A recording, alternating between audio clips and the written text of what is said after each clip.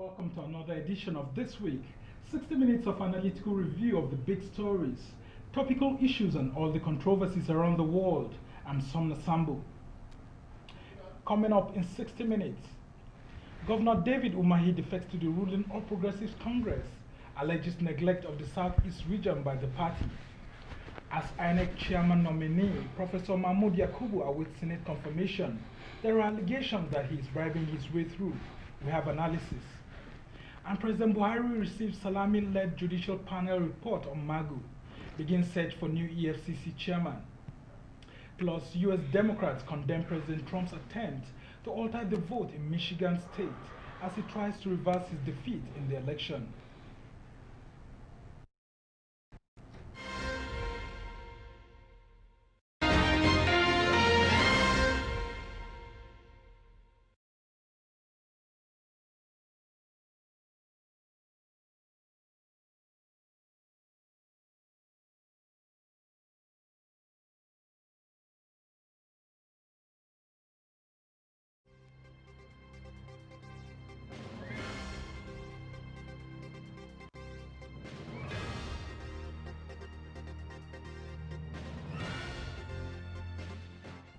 Governor David Umahi's defection from the opposition People's Democratic Party, or PDP, to the ruling All Progressives Congress, or APC, is being seen by many as a staggering U-turn, having won the governorship election twice on the PDP's ticket. During the week, he gave reason for his discussion when he spoke with Charles Aniagolu on the Arise interview. Take a listen. People felt that in that 2019, which the decision to zone that ticket to the north was agreed, 2015 against 2019. It was the feeling of the Southeast people that it was their turn. But circumstances and situation made them to agree to support a candidate from the north, with the opinion that that candidate, should he emerge victoriously, that he was going to do one tenure.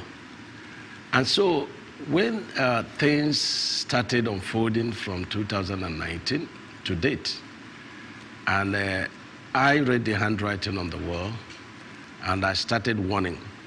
First was the plan to remove all the working committee.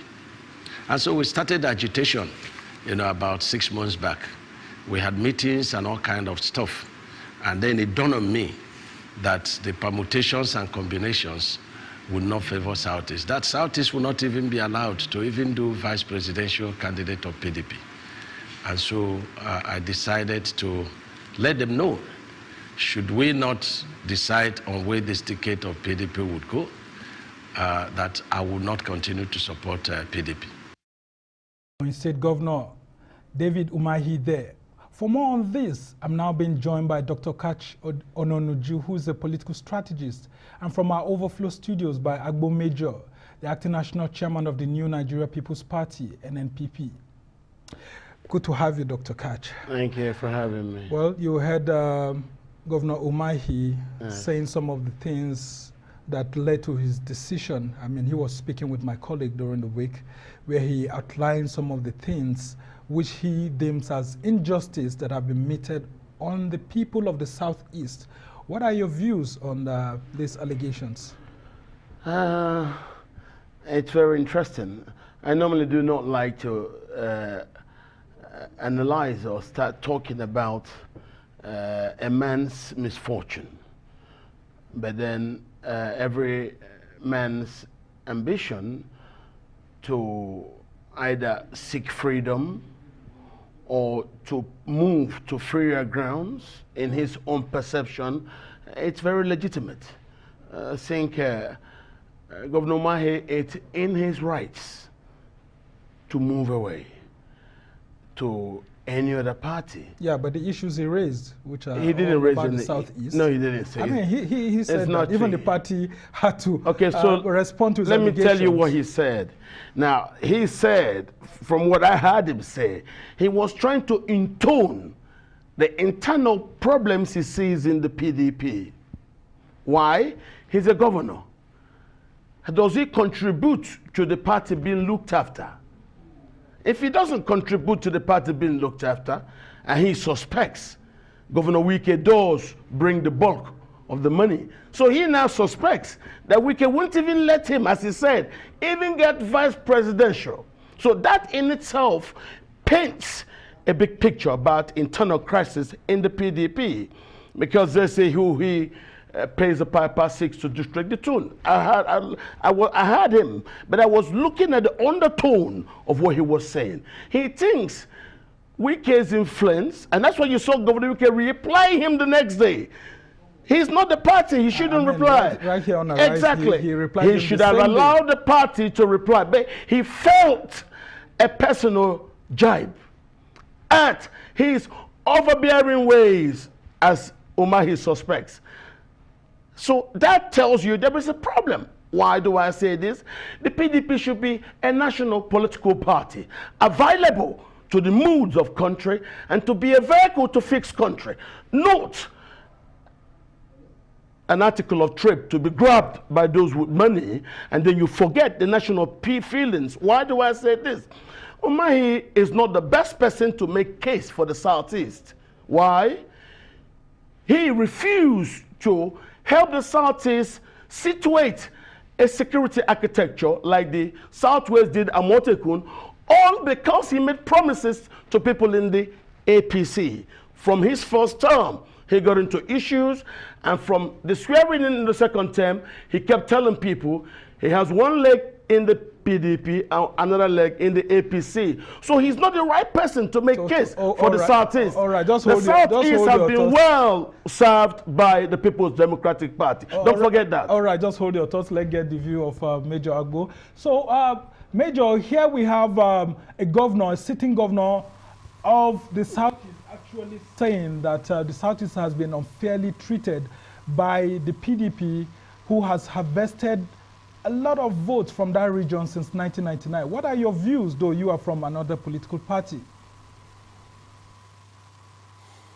Well, it's a very interesting scenario we're watching. It's part of what is required to make our democracy to become stronger.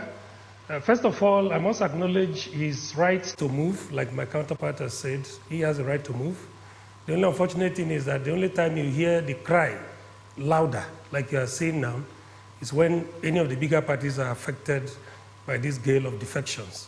In fact, the movement of a key person, especially a sitting governor, out of a political party, the platform through which he won an election, is not a joke. It's a serious thing, because whether anybody likes it or not, it would naturally create a hole that would take some little time to fill. But then, come to think of it, the issue of whether he has been properly treated or whether his zone has been fairly treated by the PDP. I'm not a member of PDP, I must say that. And I wouldn't know if there are some other internal arrangements they had which the PDP failed to keep faith with. But the truth is that we have always known the Southeast to be very loyal to the PDP, even up to the 2019 elections, when most of the remaining zones had obviously gone the way of the APC. They still stood by the PDP. I don't know what else he would have wanted. Of course, the issues are there. We're hearing from him. We're also hearing from the other side that he moved because of his personal political permutations and all of that. But like I did hear him say, what he said is that he's moving because it does appear as if even in 2023, the PDP appears not to be prepared to give the Southeast people a room. And that explains why he could move. It's a personal thing. Come to think of it again, each time we say that defection should be, our laws should be more stringent on the conditions under which one could defect. They always wave it away with the wave of hand. But here we are now, because they are the ones that are worst hit. They are crying very loud. That is what we are seeing now. We, the so-called smaller parties, have been at the vanguard of this call that our laws should be stronger and that there should be very yes, strict you actually raised that critical under issue, which and that's the question I would like you to address very quickly, before I turn to Dr. Kachie, do we have any laws that stops or that should prevent governors from defecting to other parties?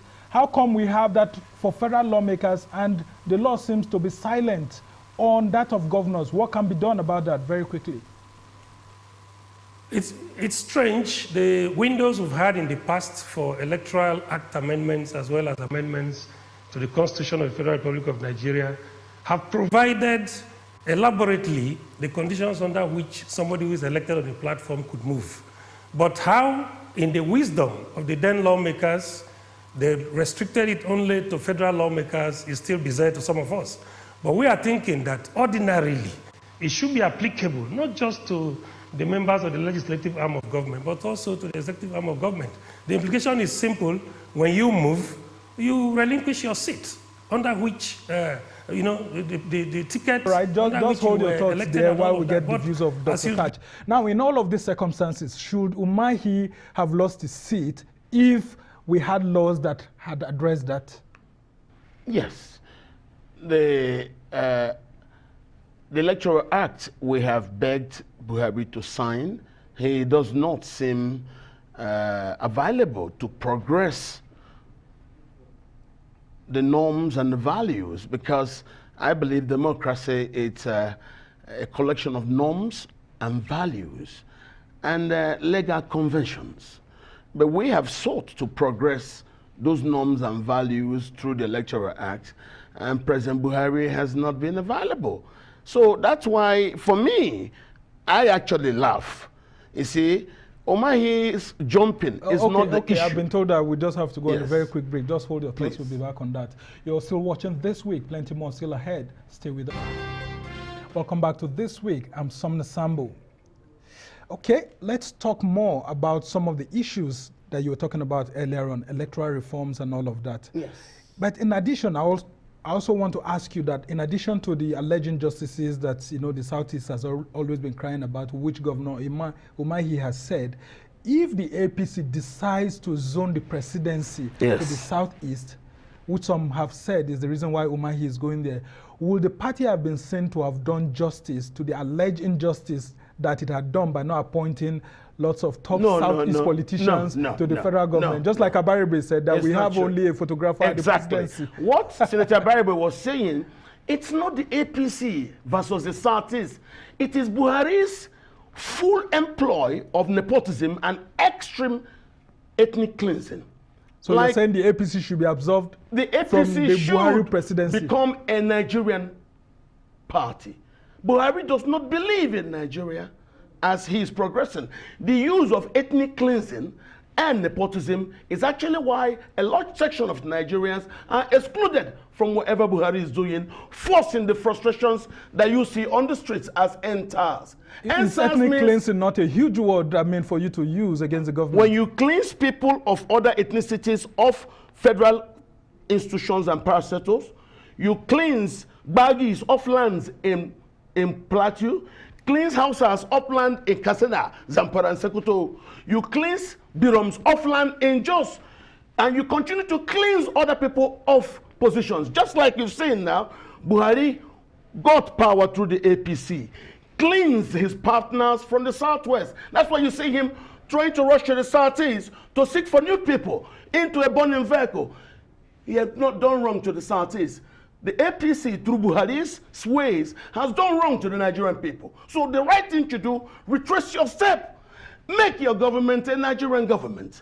The idea of you only see one ethnicity, and as Senator Abaribe said, you have only one Igbo man, a photographer at the villa. There is no inclusion. Buhari's not respecting our diversity is at the root of the problem. All right.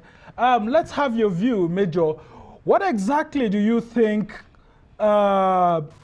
the other remaining governors in the Southeast should be doing at the moment? Because there are also fears that Umahi may be going with some other governors to the APC. Do you think the APC will be a good home for all the governors of the Southeast? Do you think APC is presenting itself as a beautiful, beautiful bride that will deliver, the presidency to the Southeast, and you think it's something that should be received warmly by the leaders of that geopolitical zone? Well, the situation is still an unfolding drama. What we are seeing from Ebonyi State presently is a situation where some are saying we're going with him, others are saying he's on his own and all of that. We're also hearing people saying that his thinking is not the thinking of the entire people of the zone, the state particularly. Well, as you and I know, based on statistics and based on results we've had from past elections, it does appear to me as if the other governors may not be going the way Umahi has gone. We all know that the southeast part of the country traditionally has been home to the PDP.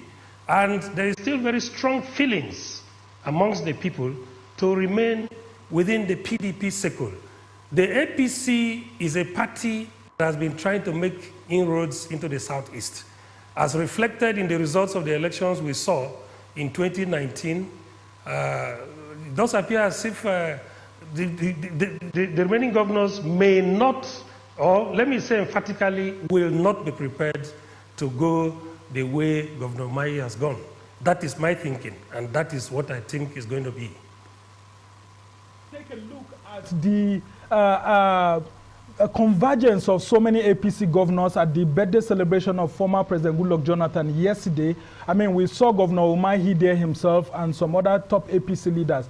There are these wild rumors making the rounds that former President Goodluck Jonathan is being asked to come back by the President Buhari wing of the APC to complete his tenure, and that it could also be seen as a way to assuage the southeast in one way or the other, since Jonathan had been claimed by some people to have a leg in the southeast, despite the fact that he's from the south-south. What do you make of this new reapproachment of Jonathan?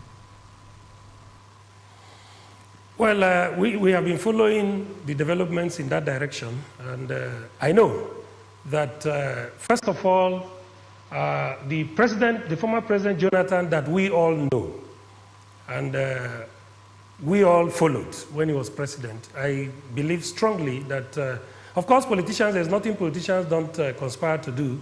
There are indications, but then you must understand that one of the major challenges we're having as a country now is the rumor mill that is, they're exploiting the social media to attempt to enthrone. Most of these things are just mere rumors. That is the way I look at it. But then there's nothing that politicians wouldn't do at a point in time, depending on the circumstances that they find themselves. But I strongly believe that bringing president, or attempting to bring former President Jonathan back will not be enough to assuage the feelings of the South-South people. Neither will it be able to assuage the feelings of the former president himself. I don't see him wanting to return under this kind of situation, because if you look at the circumstances under which he was taken out of power, remember at a point he said that, just have your view on that before we move on to the next story. Very quickly, what do you think of APC's approach to Jonathan to join the party, just like they've done with Umahi?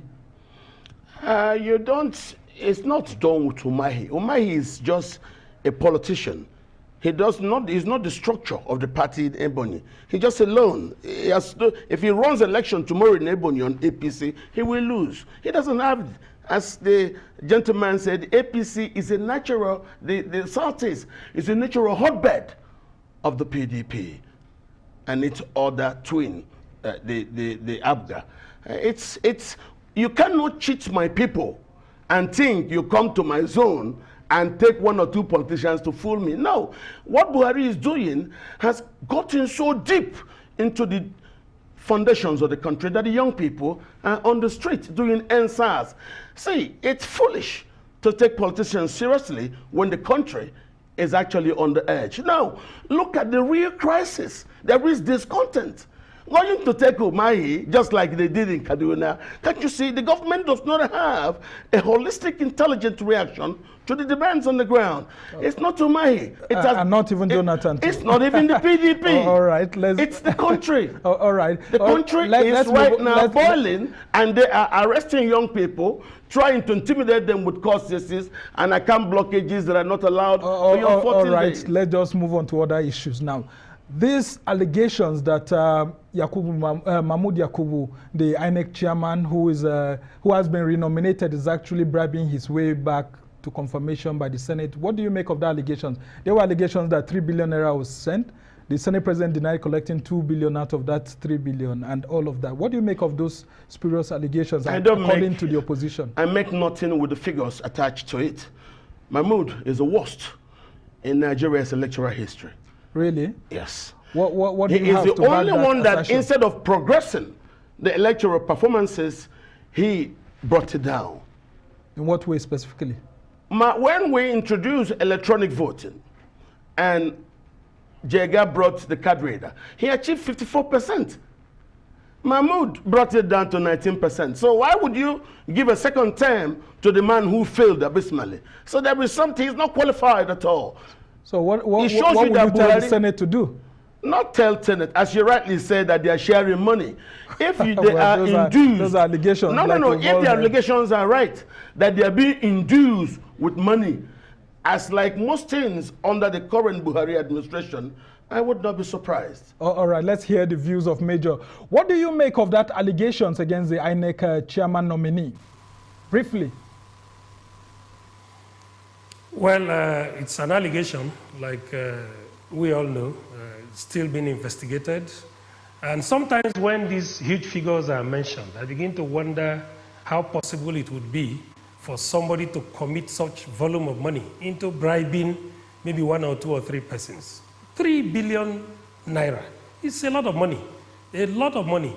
So like I said, there are still mere allegations. I understand that investigations are about to be initiated. Why don't we wait until we get to know whether such money is actually moved from one point to the other or not? It's a serious allegation. Right. Thank you.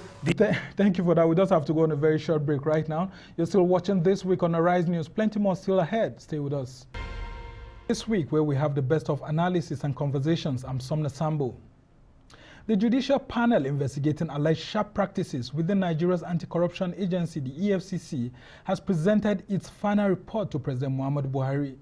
The Justice Ayo Salami-led panel has in the last 5 months been probing the activities of the agency's former acting chairman, Ibrahim Magu, who was alleged to have misused his office and carried out unlawful dealings. The report presented is said to contain details of the finding from over 46 petitions received by the panel and over 100 testimonies that allegedly indicted the former EFCC boss. While receiving the report, President Buhari reiterated his administration's commitment to end endemic corruption in the system. Specifically, the president admitted that, in quote, there is corruption almost everywhere, at many levels of government and nearly every stratum of our society, end of quote. Buhari, however, hopes to see a Nigeria that has no tolerance for corruption. Successive chairmen of the EFCC from inception have been drawn from the police. Therefore, in appointing a new chairman of EFCC, consideration should be given to candidates from other law enforcement or security agencies and core staff of the EFCC as provided in the Economic and Financial Crimes Commission Establishment Act 2004. Recognize that there are more grounds to cover in the war against corruption, and we are prepared to go out to possess those lands by cutting off any stream that nourishes the seed of corruption and supports its growth. Let it be known that in the fight against corruption, no one is too big to tackle, as no individual is bigger than the Nigerian state. In order to protect Nigeria's political and economic systems and the continuous existence of the Nigerian state from the serious threat of corruption, I call on all stakeholders and indeed every Nigerian to own the fight against corruption at their respective levels. And I still have with me Dr. Kachi Ononuju, who is a political strategist, and from our Overflow Studios by Agbo Major, the acting national chairman of New Nigeria People's Party. Let's go straight to this issue of Magu, his suspension, and now it looks like we are in a post-Magu era. What do you make of this Salami's panel's recommendations, and of course, one of those things we've heard is that Magu should be sacked. Should he be sacked? It's not for me or you to say if Magu is to be sacked. It's simply for those who brought him to decide. If they finish using him, they remove him and bring someone else. So you believe he has been used all this while? Well, but that's not what that he was discharging the functions of his office? No, he was not discharging the functions of any office. As you can see from the reports, all 4 of them had been from the police. All staff, policemen. So just an extended police station, and him, the DPO. And then that's why you saw him only prosecuting people that he is taught to use to recruit membership for the APC. Just like those are just mere allegations, because you may not have facts to actually back this assertion. Because all they have done, Magu has not fought for corruption. Buhari has not been serious about fighting corruption. That's why corruption has become so endemic. Okay? So it's when a fish starts to go bad, it starts from the head. The government itself, because of the style of its leader, it's fundamentally a dishonest government, deceitful government, and it has irredeemably failed to manage our diversity. Why? Because it employs nepotism. Nepotism itself is the most violent form of corruption, and the ethnic cleansing. You cleanse other people and they're no more part. That is corruption. So if Buhari had been this corrupt, why would you expect anything different from what Magu did? Now, if you look at the report, he said the policy changes made sense. I agree. But would they listen? The report itself, what it says, consider other law-trained security agencies and try to use them to play against each other, to compete, to bring out the best. Okay, but you need to have a president that wants to fight corruption. Okay, let's have the views of Major. Considering what Magu's lawyer said, that he believes that Magu will soon be vindicated based on the fact that Justice Ayo Salami's panel report did not clearly say that Magu had been, indicted and all of that.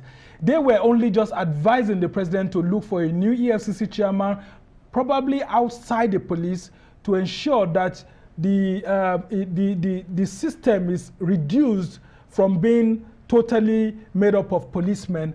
What do you make of Magu's lawyer's comments, and what do you think will be happening next to Ibrahim Magu? Well, one of the things that gladdens my heart, because I've been following, since this report was submitted to Mr. President, I've been following it very closely. I haven't seen details of it yet, but from the feelers I'm getting, we seem to be heading towards the right place as far as the administration of EFCC is concerned. There's one thing we've always been talking about in this country. You don't train a security man and leave him to waste. Now, the EFCC as an agency has its properly trained operatives. Some of them have even risen up to the rank of director, assistant director, and all of that. It's bizarre that up till now, the operatives of the agency themselves, none of them have had the opportunity of becoming the chairman of the agency. What we've had in the past since its creation is a situation where only policemen and policewomen are appointed as chairmen of these agencies, when there are people who are clearly trained as EFCC operatives. So part of what I would want to, at the interim, applaud the judicial panel for is that recommendation. And I expect that the presidency should not joke with that. For the first time, they should be able to look inwards. Leave the police. Of course, lately, we've been beaming such light on the police force, and Nigerians seem to be getting to a position where they would be tempted to believe that there's something fundamentally wrong with the Nigerian police force in the area of corruption. So why will we continue to use the police? Why will we continue to use the police? On the aspect of what Magu's lawyer has said, yes, he could say that because the matter is still being looked into. What we have now is just a preliminary investigation report. It could be going to court. The government might decide to go to court if part of the recommendations is that they should go to court against Magu and all of that. So at the interim, that is the much or all that you can hear from the lawyer. He doesn't have any right to say anything more than that at the moment because nobody knows how the matter is going to end. We haven't seen details of the report. We do not also know whether the report says the matter should go beyond where it is now to a court of law for trial and all of that. So, but largely, I think we're heading towards the right direction. For the first time, I would want to urge this government to look deep inside and pick a chairman. Let us give the real operatives of the agency a chance, and let us see if we would have something that is completely different from what we've seen in the past. The police, of course, you and I know, even they themselves have admitted lately with this searchlight that has been beamed on them that a lot of things are wrong in the area of corruption. So who knows if one or two of them that probably may have been sent there in the past, people who are, who have this tendency to, perpetrate corruption and all of that. So let us give the operatives of the agency who are specially trained, to do the job of the agency. Let's give them a chance and let's see if we would have a situation that is different. Thank you. Let's take a look at Ibrahim Magu himself. There were lots of allegations that he diverted lots of funds, and then some properties that were seized and all of that were used for personal purposes. Don't you think that this panel would have come out very clearly to tell Nigerians that they want the government to prosecute him in court, or that he should be let go because they did not find anything against him?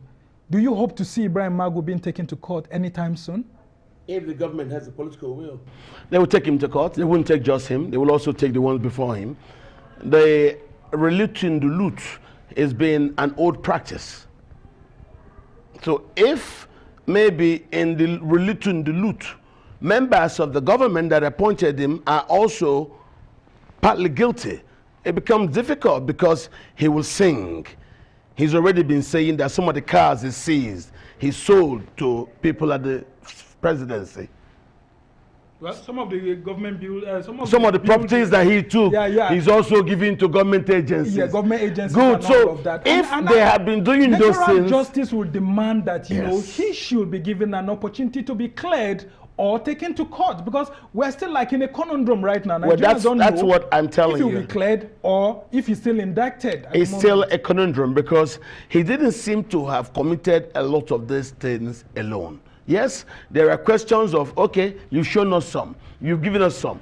Where are the other ones that we kept asking you, make the paper? And that was the problem. Making a proper audit of monies in his custody has always been a problem.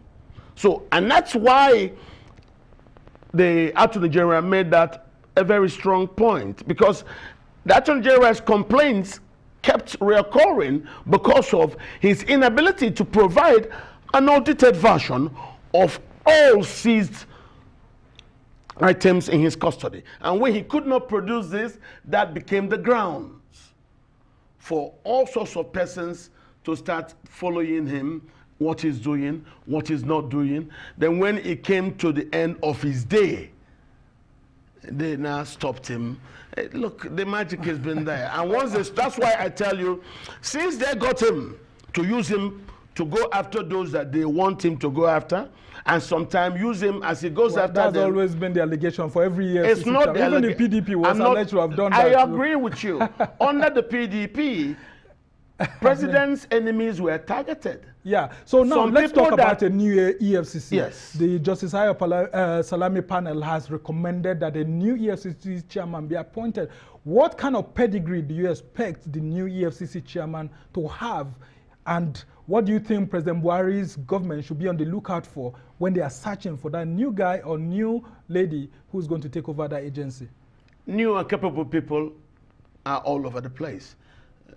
The performance only depends on the briefs given. If they bring somebody who is good and they don't want that person to really fight corruption, they will continue to use him like they use Magu to be playing the window dressing. Go after those that they don't like. Go after those they want to bring into their party. When they come to you out of fear, you come in. You know, just like they also called the EFCC in the Ebonyi issue. Why?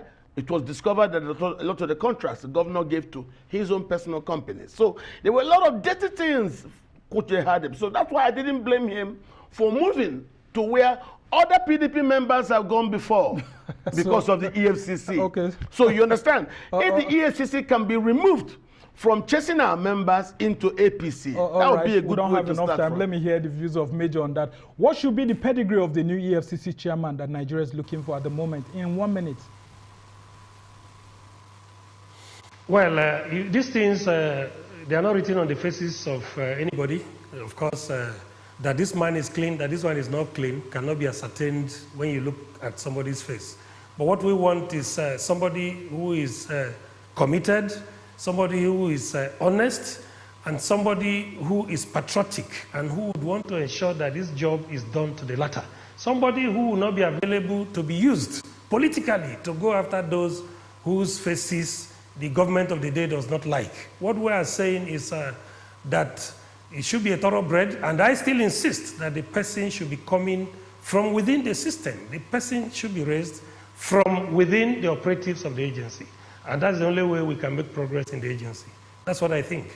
Well, still watching This Week, plenty more still to come. Stay with us. Come back to This Week, where we have the best of analysis and conversations. I'm Somna Sambo. President-elect Joe Biden has accused President Trump of brazenly damaging democracy in his continued refusal to accept defeat. Mr. Biden said Mr. Trump will go down in history as being one of America's most irresponsible presidents as he continues to try to change the outcome of the election through fraud claims. So far, court after court has rejected Mr. Trump's continued accusations of voter fraud, but his administration has refused to recognize Joe Biden as the winner, blocking him and his transition team from funding and office space, as well as from receiving classified briefings. Speaking after a call with state governors, Mr. Biden said he is not concerned that Mr. Trump's refusal to concede the election will prevent a transfer of power, but said it sends a horrible message about what America represents as a country. Let's take a listen to him. I'm on my way. That's what I say to them, not a joke. And what the president's doing now is really it's going to be another incident where he will go down in history as being one of the most irresponsible presidents in American history. It's just out of the, not even within the norm at all. There's questions whether it's even legal. But it's going to be interesting to see who shows up in this call to meet with the leadership. And this is going to, we've won Michigan. It's going to be certified. We're going to end up making clear that they are, making clear that we won. And but it just, it's hard to fathom how this man thinks. And it's hard to fathom. I'm confident he knows he hasn't won and is not going to be able to win, and we're going to be sworn in on January 20th. And I just, you know, but far from me to question his motive, it's just outrageous what he's doing. And I still have with me Dr. Kachi Ononuju, who's a political strategist, and from our Overflow Studios by Agbo Major, the acting national chairman of New Nigeria People's Party. Let's have a view on Trump's behavior. He seems to be making America look like it's playing third world politics. I mean, one would think that Mr. Trump seems to be paying back the Democrats for the allegations that they had against him in 2016 of an alleged Russian interference. What do you make of Trump's behavior? Yes, that's all he's doing. He thinks the Russia probe delegitimized his win. Interesting. Okay, so he's now giving it back to them. But this is not new from Trump. This is who Americans are. But it looks like third world politics being played. No, it's not true. It's not true. Trump is an American. And those that he riles up are Americans. That's the hidden part of the U.S. that has been managed through the American century. Only recently the people get the right to vote. So Trump has stirred up and given acceleration to that was hidden. But because it is a society lucky to have very strong institutions, it stays, and what Trump is doing becomes a child's play, which is allowed by law. Uses the law to try to sketch around what the law allows, and then try to get silly, but he would not stop it. If by Thursday, full certifications come from Michigan, Georgia, and Pennsylvania, the General Services Administration would be forced by law to face towards Biden. So Trump could still be fighting. It is his right to make noise. Nobody stops a young boy from crying if his toy is removed from him. Oh, all right. Major, one would think that America has lost its democratic credentials, especially considering that we in Africa here are always being prodded by Americans whenever we have our elections, and it's almost like a school teacher trying to teach a schoolboy how to behave under a democratic system. What do you make of Trump's behavior, considering what America has always represented over the years? Thank you. That's a very good question. My thoughts are the same as yours. In fact, it's worrisome and quite disheartening that the American democracy that has been a cynosure, that has been a point of reference for so many other democracies across the world, is today being ridiculed, is today being brought into disrepute. We have a situation where elections were conducted. We understand, because some of us have gone there repeatedly. We've seen how the system works. We know very clearly that for you to be able to manipulate elections in the United States, you need to be a high-tech manipulator. What we are trying to say is this: the system itself is so knitted together that before you can get in there, before you can perforate it, to be able to, undermine it, it's very, very difficult. But like you said in your opening remarks, it does appear as if Trump is only trying to give back to the Democrats what the Democrats gave to him when he was elected. But the most unfortunate thing in all of this unfolding drama is that their democracy is being ridiculed. And those of us who have looked up to them in the past, a democracy that has thrived and flourished for over 200 years, we have lost our respect for them. What I would expect them to do, I don't know what else somebody who believes in democracy would be looking for.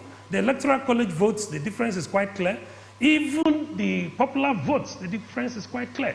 If you want to challenge a process that you think is not sane enough or is not clean enough, it doesn't mean that you have to hold the whole process down. You have the right, to explore judicial angle to it. You have the right to question whatever you think isn't being properly done. All right, we're on the last lap of the program now, and I want to have your views on what you think a Biden presidency will mean for Africa as we await January 20th when he will be inaugurated.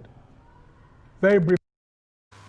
Well, under President Obama, their foreign policies towards Africa was quite robust in terms of restrictions, entry restrictions or thereabout into their country and all of that. But we saw a more racist Trump when he came on board. The first thing he did was to slam visa ban on a couple of countries under reasons that one simply cannot imagine. We see a repeat of the flourishing relationship, the smooth relationship, the robust relationship between Africa and the Obama administration repeating itself in the case of a possible Biden presidency. And that will be a great thing for the African continent. So every African should be praying that before we actually go. What do you think of a Biden presidency, considering that Nigeria, Africa, and the US have always had very smooth relations when it comes to governance and all of that? What do you foresee of his presidency? I think the Biden presidency is expected by all the world. Return America to multilateralism. Trump doesn't like globalists, okay? But the world is not ready to lose America's leadership.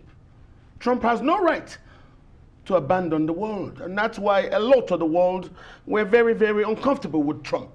He got out of the WTO. Yeah. I mean, that's why I'm saying that it looks more of like a conspiracy against his administration. He got, no, it's not a conspiracy. Like a global conspiracy against him. America spent 70 years building the multilateral American century. Trump, with no warning, started damaging everything, getting out of the climate agreement, getting out of the most evasive UN negotiated monitoring regime on the Iran nuclear issue. Trump was very dangerous. So I believe Biden will seek now to reassure the world that America is back to lead.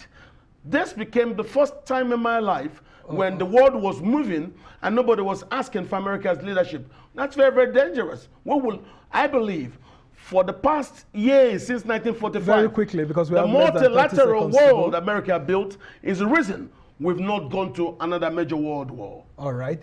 That's very good. Thanks so much, Dr. Kacho Nonuju, a political strategist who is very versed in international and local affairs. And then, of course, my guest at the offsite studio, Major Agbo, who has been very wonderful. He's the acting chairman of the New Nigeria People's Party, NNPP. That's it for this edition of This Week. With me, Somna Sambo. Please keep it here on the Rise News. I'm from the entire team here in Abuja, Lagos, and London. Goodbye, and thank you for watching.